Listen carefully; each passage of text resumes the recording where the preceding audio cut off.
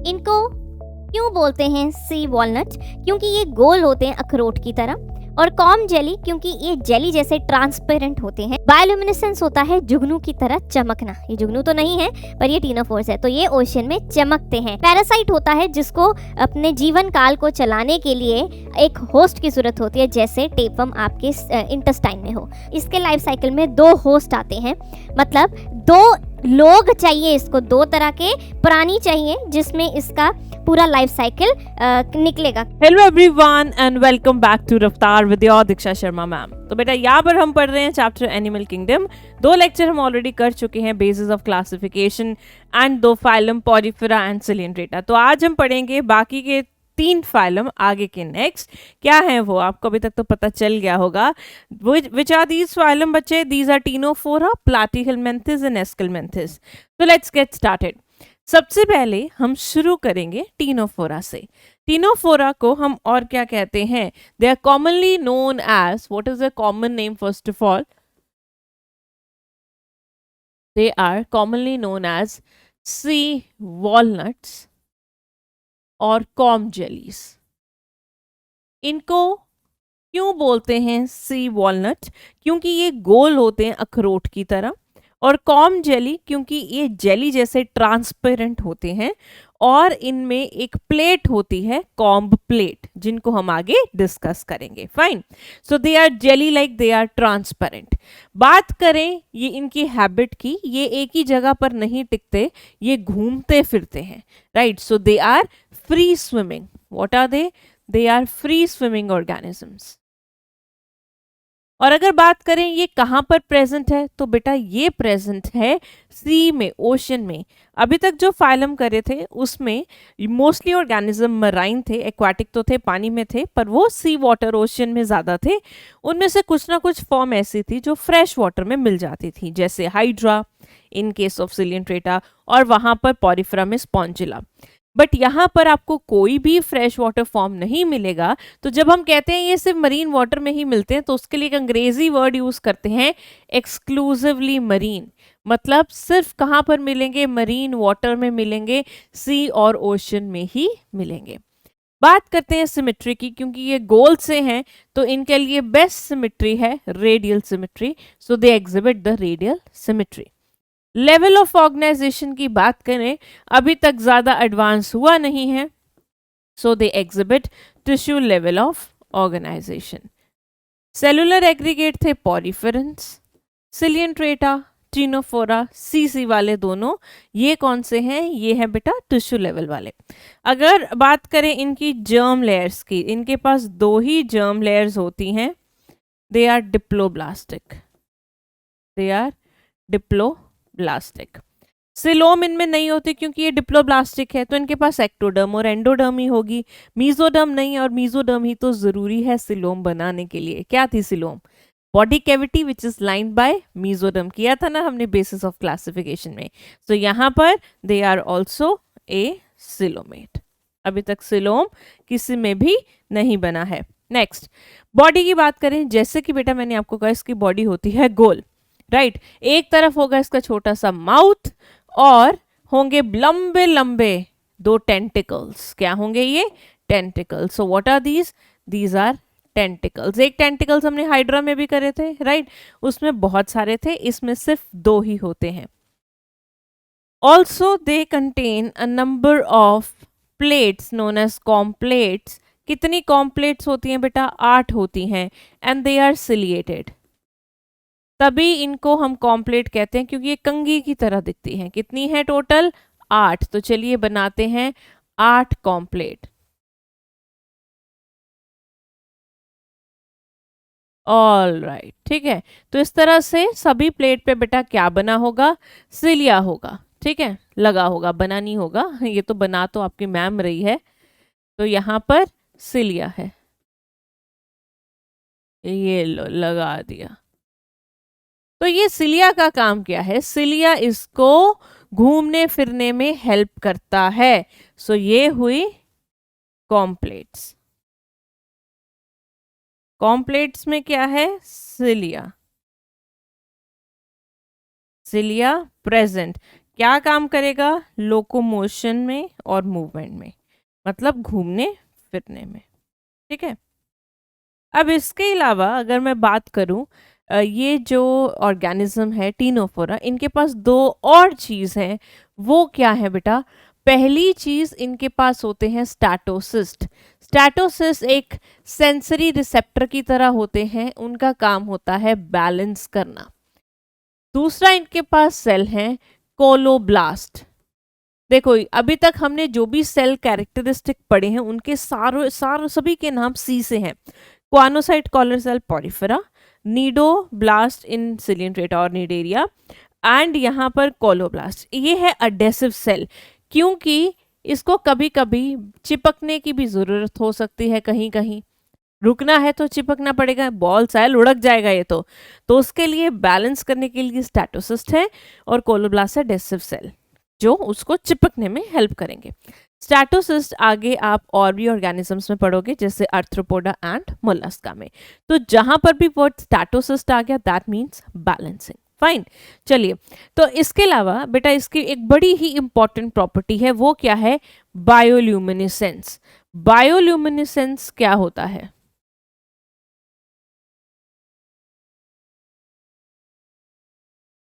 क्या होता है बायोल्यूमिनेसेंस? बायोल्यूमिनेसेंस होता है जुगनू की तरह चमकना। ये जुगनू तो नहीं है, पर ये टीनोफोर्स है, तो ये ओशन में चमकते हैं। They have property to emit light, इसे हम कहते हैं bioluminescence. Property to emit light. Okay, चलिए, ये थी बेटा इसकी बॉडी। अब हम आगे बढ़ते हैं और बात करते हैं इसके डाइजेशन के बारे में, डाइजेस्टिव सिस्टम के बारे में। अब सिंस ये जो ऑर्गेनिज्म है इसमें प्रॉपरली, क्योंकि टिश्यू लेवल ऑर्गेनाइजेशन ही है, तो यहाँ पर प्रॉपर स्टमक वमक तो बना नहीं होगा। तो सिलियंट्रेटा और टीनोफोरा दोनों ही intra and extra cellular digestion show करते हैं। Intra cellular and extra cellular digestion, इनमें दोनों ही होती है। क्या थी बेटा इंट्रा सेलुलर? जिसमें फूड एंटर करता है, food enters inside the cell, और यहां पर the food is digested outside. Okay, तो इंट्रासेलुलर थी पॉरीफेरा में, सिलियंट्रेटा में भी दोनों थी, इसमें भी दोनों है। सिंपल। चलिए नेक्स्ट, रिप्रोडक्शन की बात करते हैं। ये एसेक्सुअल रिप्रोडक्शन नहीं शो करते। अभी तक हमने जितने फाइलम करे हैं उनमें एसेक्सुअल एंड सेक्सुअल रिप्रोडक्शन दोनों थी। अब आया है ये जिसमें एसेक्सुअल रिप्रोडक्शन नहीं होता, तो जैसे भी रिप्रोड्यूस करेंगे सेक्सुअली ही करेंगे। दे आर हर्माफ्रोडाइट, मतलब they are bisexual, they are monoecious, they are monoecious. ठीक है, मतलब एक ही ऑर्गेनिज्म में दोनों मेल एंड फीमेल पार्ट्स होंगे, पर ये दोनों अलग टाइम पे मैच्योर होंगे तो फर्टिलाइजेशन होगी बेटा क्रॉस। तो क्रॉस फर्टिलाइजेशन शो करेंगे। क्रॉस फर्टिलाइजेशन क्या थी? जब दो डिफरेंट इंडिविजुअल के गेमीट मिलते हैं, और क्योंकि ये पानी में रह रहा है तो इसकी फर्टिलाइजेशन पानी में ही होगी, बॉडी के बाहर होगी, तो फर्टिलाइजेशन हुई एक्सटर्नल। क्योंकि ये लार्वा शो करता है, इसके लार्वा बनते हैं, तो डेवलपमेंट होगी बच्चे इनडायरेक्ट, इनडायरेक्ट डेवलपमेंट। लार्वा का नाम क्या है? सिडिपिड लार्वा, सिडिपिड लार्वा। ओके, तो ये हुआ बेटा इसके रिप्रोडक्शन के बारे में। जरूर याद रखना इसमें एसेक्सुअल रिप्रोडक्शन नहीं होता। आगे बात करते हैं इसके एग्जाम्पल्स की। ये डायग्राम आपने एनसीईआरटी में देखा होगा, यस देखा होगा ना? हाँ, तो अब आपको ये जरूर चीज हो रही होगी, यार मैम ये लाइट लाइट सा क्या बना हुआ है ये? बेटा ये वो कैविटी है इसकी जिसमें डाइजेशन होती है। क्या होती है इसमें? डाइजेशन होती है। It's like it's primitive gut, it's like it's primitive gut, right? चलिए, तो अब एग्जाम्पल की बात करते हैं। Pleurobrachia and Ctenoplana, both are what? Ctenophores. इन दोनों के ही कॉमन नेम क्या है? कॉम जेलीज इनको बोल देते हैं। जैसे अभी तक तो सबके हमने एक्सक्लूसिव नेम्स देखे हैं, इस फाइलम में दोनों का ही कॉमन नेम सेम है। क्या है वो? कॉम जेलीज और सी वॉलनट्स। फाइन, तो ये हुआ बेटा दो एग्जाम्पल। ये तो ईजी है याद करनी, इसमें टीनो टीनो आ रहा है। और दूसरा ये आपको याद करना पड़ेगा प्लूरोब्रैकिया। ऑलराइट, नेक्स्ट फाइलम है बच्चे प्लैटीहेलमिन्थेस। Very interesting. प्लैटीहेलमिन्थेस, जहां वर्ड हेलमिन्थेस आता है उसका मतलब होता है we are talking about worms. ये जो वर्म्स है इनका कॉमन नेम क्या है? Flat worms. कॉमन नेम क्या है? Flat worm. क्यों बोलते हैं बेटा इनको फ्लैट वर्म? क्योंकि इनकी बॉडी है dorso ventrally flattened, because the body is dorso ventrally flattened. क्या मतलब हुआ? वो देखा है Tom and Jerry? Tom and Jerry में क्या होता था? जब भी टॉम के ऊपर से रॉड रोलर निकल जाता था, वो होती थी ना मशीन, वो जो जब सड़क बनती है तो वहाँ पे होती है, आगे उसके एक सिलेंड्रिकल सा लगा होता है, तो टॉम कैसा हो जाता था? फ्लैट हो जाती थी ना, उसकी बॉडी चिपक सा जाता था। तो वैसे ही इनकी बॉडी डॉर्सोवेंट्रली फ्लैटेंड है। जैसे हमारे डॉर्सल साइड है, वेंट्रल है, कोई हमें ऐसे चिपका दे दोनों तरफ से, ऐसे प्रेस कर दे ऐसे, तो हम क्या हो जाएंगे? Dorsoventrally flattened, just like your leaf. ठीक है, तो बॉडी क्योंकि डॉर्सोवेंट्रली फ्लैटेंड है तो इनको हम कहते हैं फ्लैट वर्म्स। आगे, हैबिट एंड हैबिटेट। सबसे पहले ये जो ऑर्गेनिजम्स हैं ये मिलते कहाँ पर हैं और ये क्या होते हैं, कैसे होते हैं, सभी देखेंगे। उसके लिए आपको इनकी हैबिट समझनी हैबिट समझनी पड़ेगी।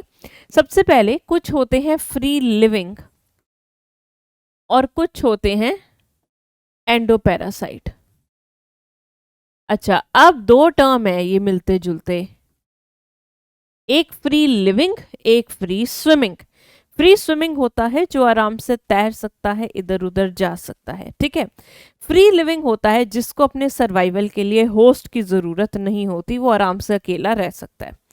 पैरासाइट होता है जिसको अपने जीवन काल को चलाने के लिए एक होस्ट की जरूरत होती है, जैसे टेपवर्म आपके इंटेस्टाइन में हो, तो आप क्या हुए? होस्ट। वो क्या हुआ? पैरासाइट। वो आपका ब्लड आपका फूड सारा खा जाएगा, वो उसको बाहर रख दोगे प्रॉपरली सर्वाइव नहीं कर पाएगा, तो उसको पैरासाइट को हमेशा होस्ट चाहिए होता है, फ्री लिविंग आराम से रह सकता है। फ्री लिविंग में बेटा एग्जाम्पल है प्लेनेरिया। क्या है? प्लेनेरिया।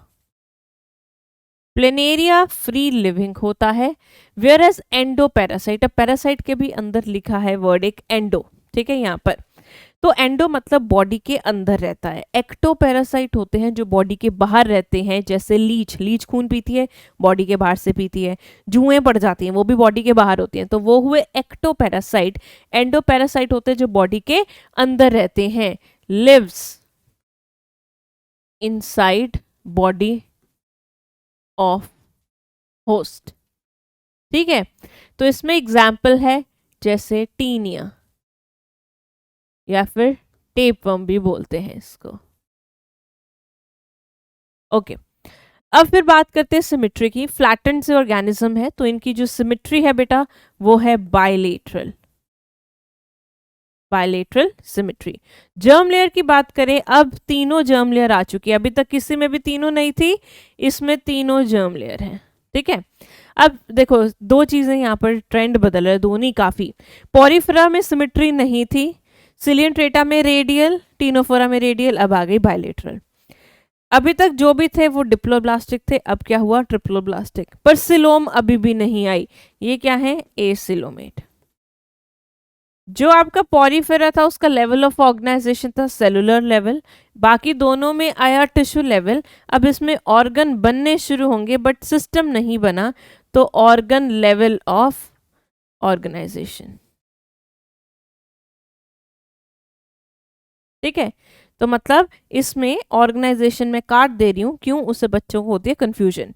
एक होता है ऑर्गन लेवल, एक होता है ऑर्गन सिस्टम, तो इसमें कौन सा है? ऑर्गन बन चुके हैं पर अभी सिस्टम नहीं बना। फाइन, चलो आगे चलते हैं, बॉडी की बात करते हैं। तो जैसे कि हमने बात करी इसकी बॉडी कैसे है? Dorso ventrally flattened. ठीक है, अब बॉडी तो सबकी डॉर्सोवेंट्रली फ्लैटेंड होगी, बट जो पैरासाइट्स होते हैं, कौन होते हैं बेटा? पैरासाइट, पैरासिटिक फॉर्म्स, इनमें थोड़ा डिफरेंस होता है। The parasitic forms they are little different from the normal ones. How?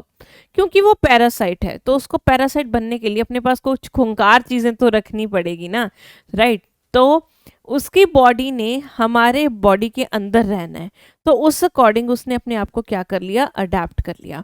तो यहाँ पर पैरासिटिक अडेप्टेशंस की बात करेंगे। सबसे पहले पैरासाइट्स के पास हुक्स होते हैं और सकर्स होते हैं। क्या होते हैं? हुक्स होते हैं और सकर्स होते हैं। हुक्स होते हैं ऐसे, इससे वो क्या करते हैं? आपके स्किन को ऐसे पेनिट्रेट करके पकड़ लेते हैं। ठीक है, सकर्स का काम क्या होता है? मान लो इसका माउथ है, तो माउथ के राउंड छोटे छोटे सकर होंगे, वो भी ऐसे चिपकने में हेल्प करेंगे और उसका फूड सक करने में हेल्प करेंगे। तो सकर, सक से वर्ड आया है, वो यूजुअली माउथ के पास होता है और वो चिपकने में भी हेल्प करता है, फूड सक करने में भी हेल्प करता है। पर जो हुक्स होते हैं उनका काम सिर्फ क्या होता है? पकड़ना। दे आर जस्ट लाइक, तो हुक्स एंड सकर्स होते हैं पैरासिटिक फॉर्म में। दूसरा, they have thick skin. Skin के लिए वर्ड हम इंटेग्यूमेंट भी यूज कर देते हैं। इमेजिन करो टेपवर्म तुम्हारे इंटेस्टाइन में है और अगर उसकी स्किन थिक नहीं होगी तो आपके डाइजेस्टिव एंजाइम्स उसकी स्किन को क्या कर देंगे? डाइजेस्ट, और टेपवर्म तो खत्म हो गया। फिर वो कैसा पैरासाइट हुआ, है ना? क्या पैरासाइट बनेगा रे तू? Just like that. तो इसलिए नेचर ने उसको, या इसने खुद एवोल्यूशन में विद टाइम अपनी स्किन को थिक कर दिया। एवोल्यूशनरी यहाँ पर बहुत चेंजेस हुई है। हमारी बॉडी ने भी पैरासाइट के अकॉर्डिंग अडेप्ट किया है और पैरासाइट ने भी हमारी बॉडी के अकॉर्डिंग अडेप्ट किया है। इसके अलावा इसके पास डाइजेस्टिव ट्रैक्ट नहीं होती, right? Digestive tract is absent. तो ये खाना कैसे लेता है? Through diffusion. The food enters through diffusion. अब उसके पास बना बनाया खाना है भाई, ठीक है, हम कर ही रहे हैं डाइजेस्ट, तो उसको क्या पड़ी है खाना डाइजेस्ट करने की? तो उसने क्या किया? वो बहुत स्मार्ट है, उसने विद एवोल्यूशन अपना गट भी दे दिया। और वहां पे क्योंकि ज्यादा ऑक्सीजन नहीं होती तो वो रेस्पिरेशन भी क्या करता है? एनारोबिक। तो वो रेस्पिरेशन भी क्या करता है बेटा? एनारोबिक। ठीक है, तो ये कुछ, अभी सब नहीं मैंने आपको बताया, ये कुछ अडेप्टेशंस होती हैं पैरासाइट्स की, ये कुछ अडेप्टेशंस होती हैं पैरासाइट्स की, ताकि वो आराम से कहाँ पर रह पाए?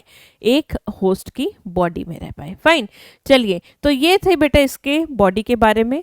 हुक्स एंड सकर्स होंगे, थिक स्किन होगी, उसका डाइजेस्टिव ट्रैक नहीं होगा तो फूड डिफ्यूजन से जाएगा। हम सिर्फ पैरासाइट्स की बात करें, नॉन पैरासिटिक्स में होगा, और ये रेस्पिरेशन भी एनारोबिकली करेगा।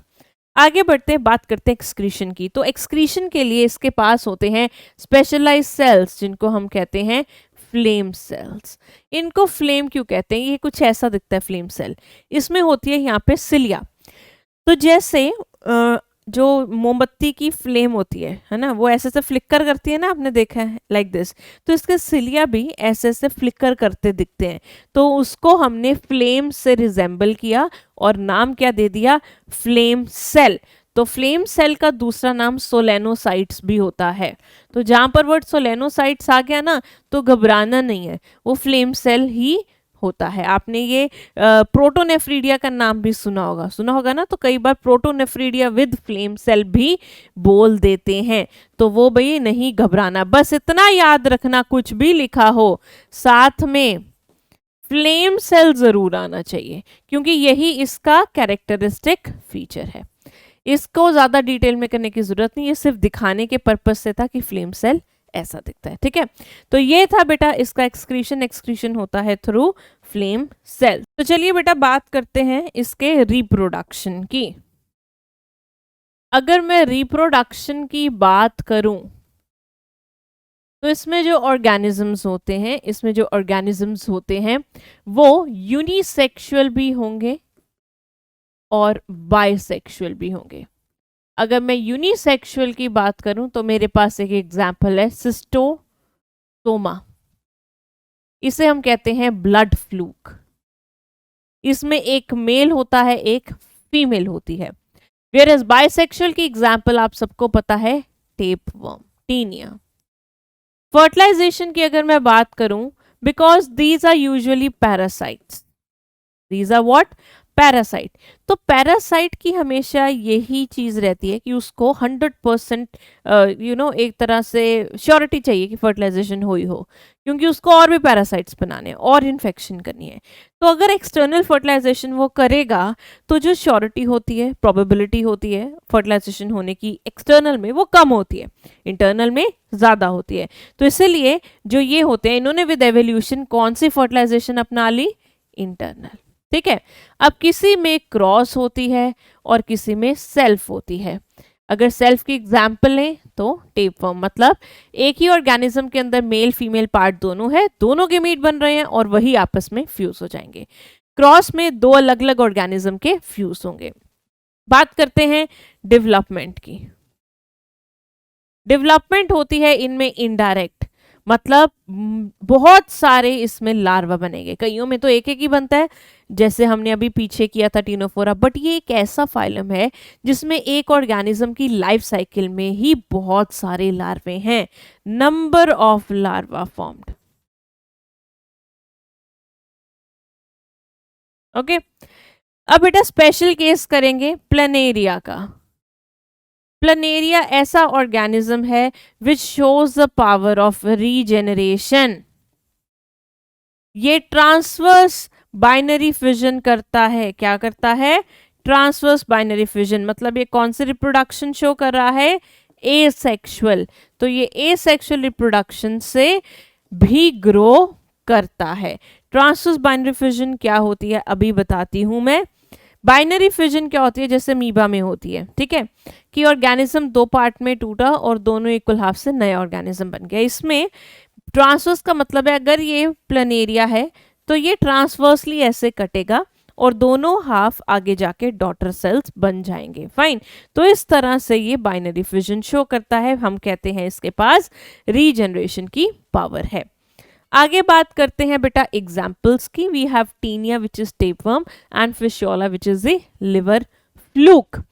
अगर मैं बात करूं फिशियोला की, किसकी बात करूं, फिशियोला की, इसे हम क्या कहते हैं, it's common name is liver fluke. इसके क्या क्या लार्वे होते हैं, लार्वे है बेटा इसका मिरासीडियम, पोरोसिस्ट, रीडिया, सर्केरिया एंड मेटासर्केरिया। देखो इसका लाइफ साइकिल में देखो कितने लार्वे, ठीक है। फिर ये मेटासर्केरिया आगे जाके अडल्ट बनता है।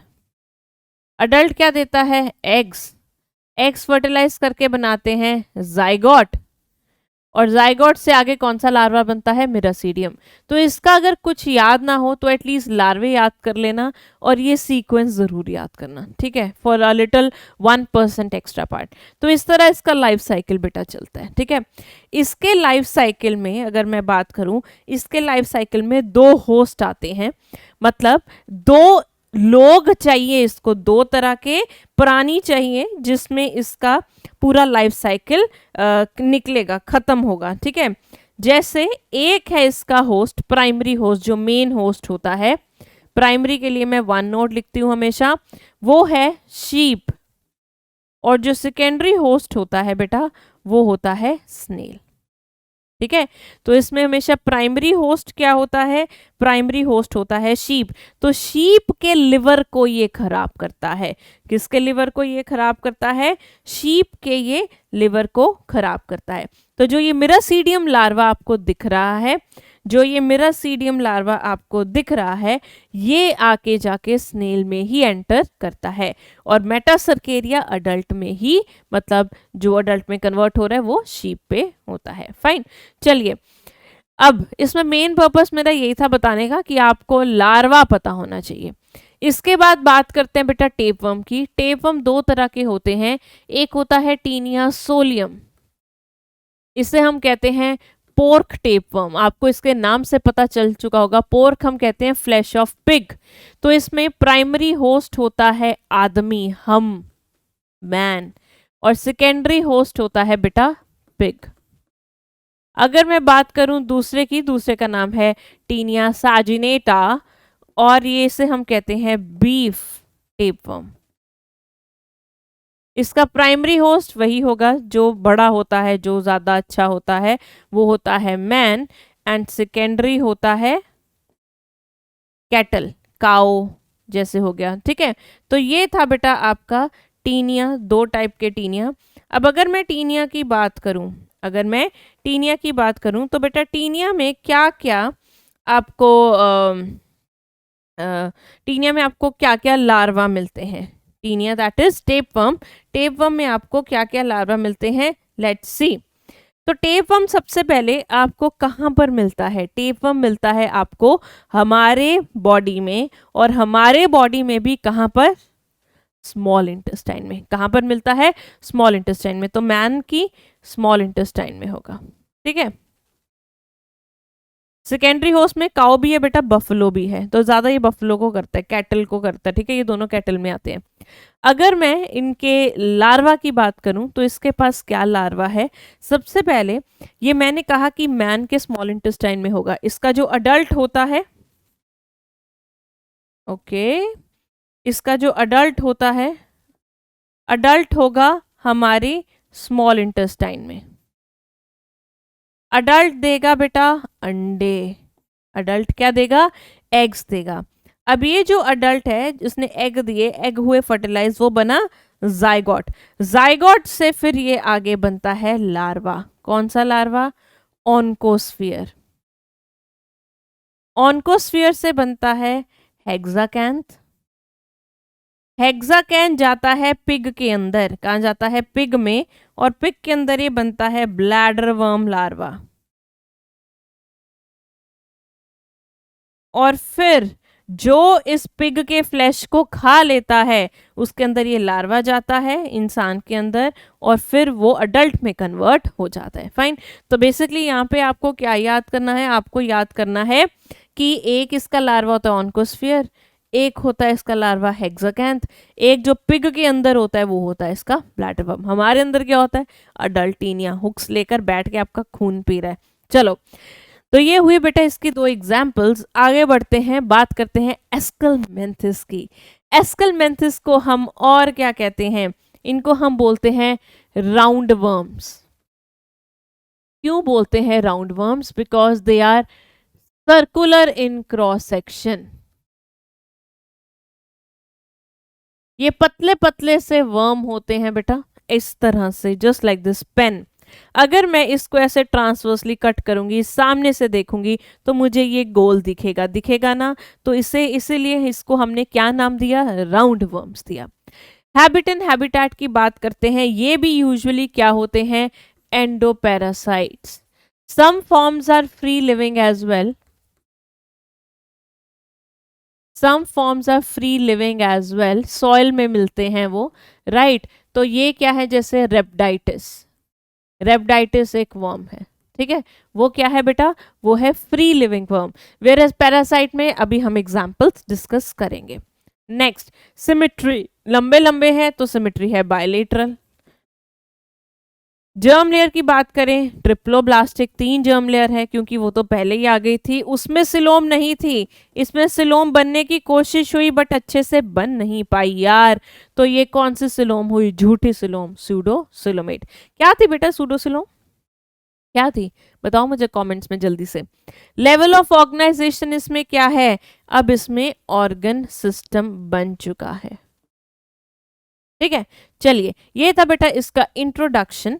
आगे बात करेंगे इसके डाइजेस्टिव सिस्टम की। अभी तक किसी में भी डाइजेस्टिव सिस्टम कंप्लीट नहीं था, राइट। जो टेपवर्म था उसमें भी, पैरासाइट में तो था ही नहीं, और दूसरों में भी ब्लाइंड सैक होता है, वो हमने वहां पे डिस्कस किया था बेसिस ऑफ क्लासिफिकेशन में। अभी ये जो आए हैं, they have complete alimentary canal. इनकी गट या एलिमेंट्री कैनाल जिसे कहते हैं वो कंप्लीट है। क्या मतलब हुआ इसका?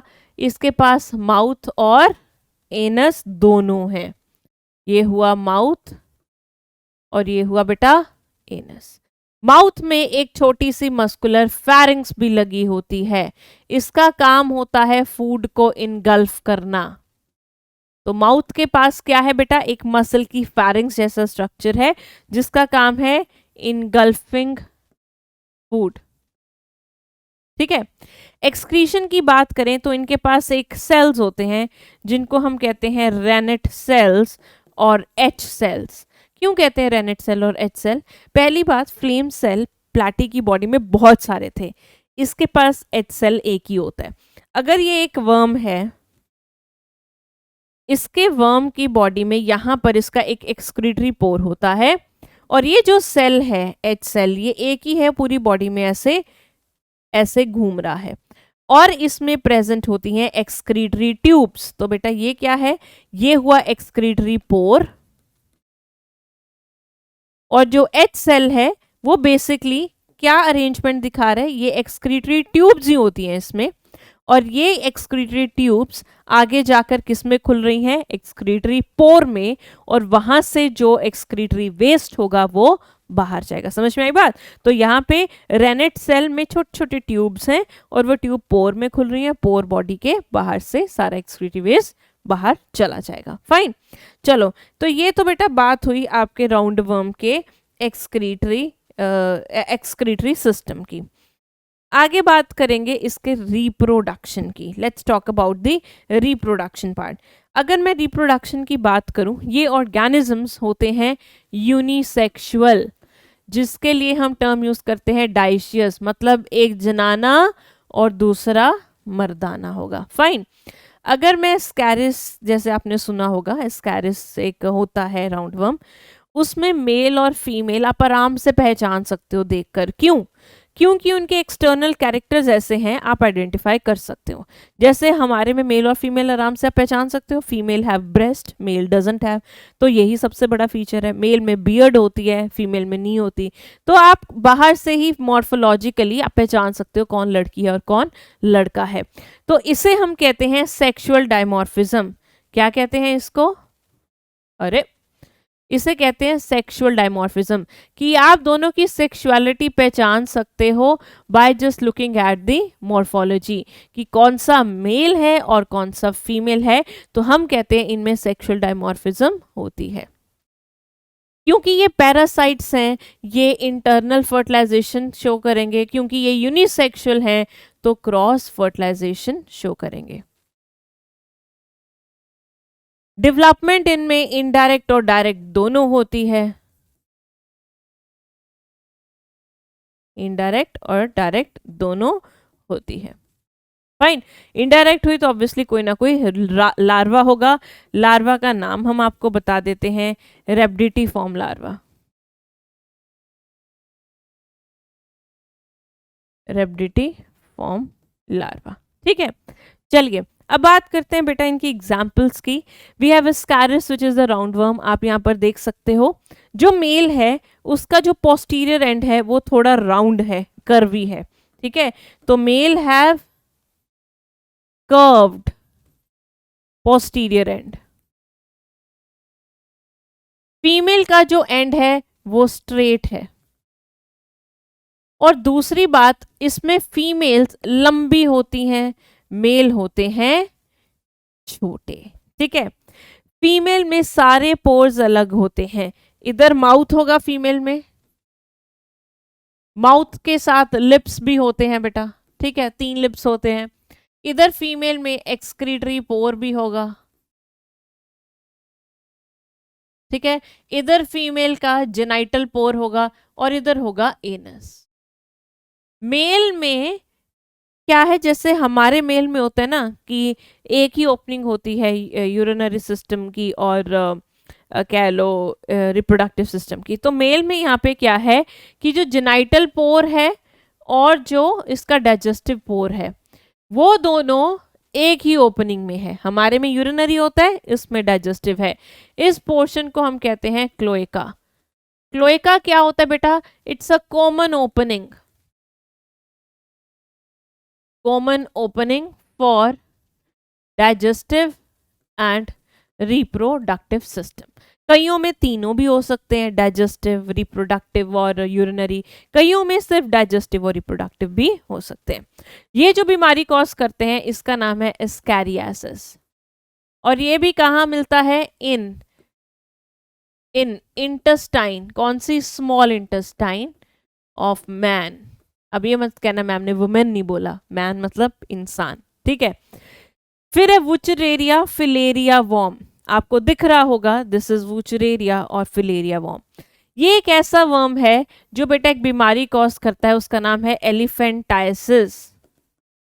एलिफेंटाइसिस में प्राइमरी होस्ट होता है मैन, और यहां पर एक वेक्टर होता है मस्कीटो। क्या नाम था इसका? क्यूलेक्स। क्या नाम है इसका? Culex mosquito.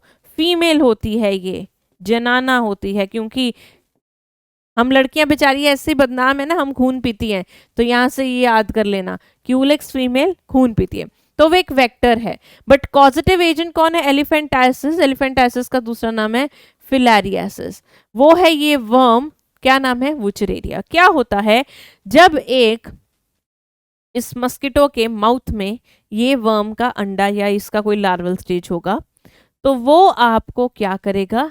वो आपको काटेगा, तो आपके ब्लड सिस्टम में भेज देगा। ब्लड से ये वर्म आपके लिम्फेटिक सिस्टम में जाके बैठ जाएगा और वहां पे कर देगा स्वेलिंग। तो ये कहां मिलता है? Worm is present in lymph vessels, और वहां पे बेटा क्या कर देगा? ये कर देगा ब्लॉकेज, और वहां पर एक बीमारी हो जाएगी, दैट इज ओडीमा। ओडीमा क्या होता है? Swelling in tissues. ओडीमा क्या होता है? Swelling in tissues. तो तभी इसका नाम क्या पड़ा? एलिफेंटियासिस। क्यों? क्योंकि ये लोअर लिम्ब को ही इन्फेक्ट करता है, और लोअर लिम्ब इतने एलिफेंट जैसे बड़े बड़े हो जाते हैं, ठीक है। तो जब इस वेक्टर ने काटा, इसका लार्वा या वर्म आ गया अंदर, ये वर्म आपके लिम्फ वेसल में चला गया, वहां उसने करी ब्लॉकेज, जिससे सारा पानी आपके टिश्यूज में चला गया, और टिश्यूज फूल गए, टिश्यूज स्वेल हो गए, और टिश्यू जब स्वेल होते हैं बेटा, तो तब उसे कहते हैं एडीमा। और एडीमा में आपके जो लेग्स वगैरह होंगे वो इतने बड़े बड़े हो जाएंगे। फाइन। तो उसको एलिफेंट की लेग से कंपेयर किया, तो नाम दिया एलिफेंटाइसिस। क्योंकि इस वर्म का नाम फिलेरिया वर्म है, तो उसे बोला फिलेरियासिस। फिर आता है एनकाइलोस्टोमा हुक वर्म। ये बहुत डेंजरस वर्म होता है, क्योंकि इसके पास 2 हुक्स होती हैं। राइट बेटा, तो ये इतना जरूर इसमें आपको याद करना है। अब हम करेंगे questions. In Ctenophora the body bears 8 external rows of ciliated. Ctenophora में बेटा क्या होता है? 8। सबसे पहले यहां से आपको आंसर पता चल चुका है, कॉम्प्लेट्स। तो स्पॉन्जोसील किस में थी? पॉरीफेरा में। Comb plates is the correct answer. Gastrovascular cavity किस में थी? सिलियन ट्रिएटा में। और ये choanocytes are the cells of Porifera. तो आंसर हुआ इसका बी। आगे, which of the following character does not belong to Ctenophora? इनमें से कौन सा टीनोफोरा के लिए नहीं है? Bioluminescence, that is property to emit light, ये शो करता है। एसेक्सुअल रिप्रोडक्शन, ये शो नहीं करता। एक्सटर्नल फर्टिलाइजेशन होती है, और सिर्फ मरीन वाटर में ही मिलेगा। तो इसका भी आंसर बेटा क्या हुआ? बी। हमें वो कैरेक्टर ढूंढना था जो टीनोफोरा के लिए जायज नहीं है। Next, find the incorrect match. Ascaris roundworm, true. Ascaris का कॉमन नेम है राउंडवर्म। टीनिया का टेपवर्म, एनकाइलोस्टोमा का हुकवर्म, फिशोला का liver fluke. Next, in roundworms alimentary canal is complete with the well developed roundworm, that is the Ascaris fiscaris में teeth बताए थे? नहीं, मैंने क्या बताया था कि उसके माउथ के पास होती है मस्कुलर फेरिंक्स, जो फूड इनगल्फ करने में हेल्प करती है। तो इसका आंसर हुआ बी। अरे आज बड़े बी आंसर आ रहे हैं। हाइपोस्टोम हमने सिलियन ट्रेटा में किया था, एंड मेटामियर्स तो हम अगले फाइलम में पढ़ेंगे। या मेटामेरिज्म किया था ना हमने। मेटामेरिज्म क्या था? True segmentation. तो एक सेगमेंट का दूसरा नाम होता है मेटामियर्स। चलो बच्चों, next, which of the following statement is incorrect? आपको गलत स्टेटमेंट ढूंढनी है। Hooks and suckers are present in the parasitic flatworms. Digestion is only intracellular in ctenophores. An excretory tube removes body waste from the body cavity through the excretory pore in roundworms. Planaria possesses high regeneration capacity. चलो पहला कह रहा है कि flat worm में जो parasite है उनमें हुक्स एंड सकर्स होते हैं, बिल्कुल ठीक, ये एक पैरासिटिक अडेप्टेशन है। Digestion in is only intracellular in ctenophores, no बच्चे, टीनोफोर्स में एक्स्ट्रा प्लस इंट्रा दोनों ही थी। एक्सक्रीटरी ट्यूब ही रिमूव करती है बॉडी वेस्ट राउंडवर्म का, क्या बताया था, एच सेल में क्या है, ट्यूब्स ही तो हैं, तभी वो एच जैसा दिख रहा है, और एक्सक्रीटरी पोर से वेस्ट बाहर जाता है, सही है। प्लेनेरिया में रीजनरेशन कैपेसिटी होती है, आंसर इज बी। अरे यार आज तो रिकॉर्ड बन गया, सारे आंसर बी हैं।